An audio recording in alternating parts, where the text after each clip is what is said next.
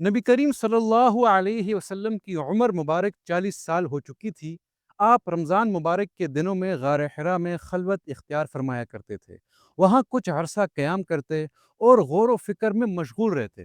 610 عیسوی کے رمضان المبارک میں ایک رات جب آپ صلی اللہ علیہ وسلم غار حرا میں موجود تھے، فرشتہ جبرائیل علیہ السلام حاضر ہوا اور آپ صلی اللہ علیہ وسلم کو تھام کر فرمایا اقرأ۔ آپ صلی اللہ علیہ وسلم نے جواب دیا ما انا بقارئ۔ فرشتے نے آپ صلی اللہ علیہ وسلم کو مضبوطی سے تھاما، یہاں تک کہ آپ صلی اللہ علیہ وسلم پر یہ کیفیت گرا گزری، پھر چھوڑ کر دوبارہ کہا اقرأ۔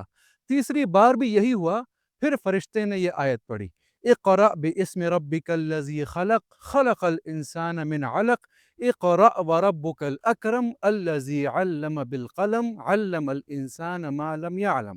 یہ سورہ علق کی ابتدائی 5 آیات تھیں اور یہی وحی کا پہلا نزول تھا۔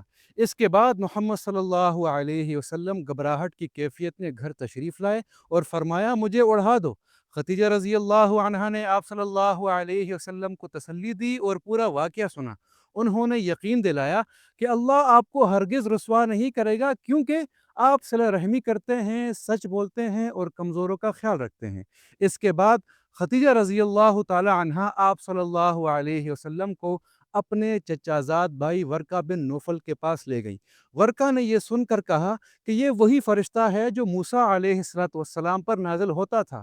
اگر میں اس وقت تک زندہ رہا تو آپ صلی اللہ علیہ وسلم کی ضرور مدد کروں گا۔ اس کے بعد کچھ مدت کے لیے وحی کا نزول رک گیا، جس سے آپ صلی اللہ علیہ وسلم کو رنج ہوا، پھر دوبارہ وحی کا سلسلہ کچھ وقفے بعد جاری ہوا۔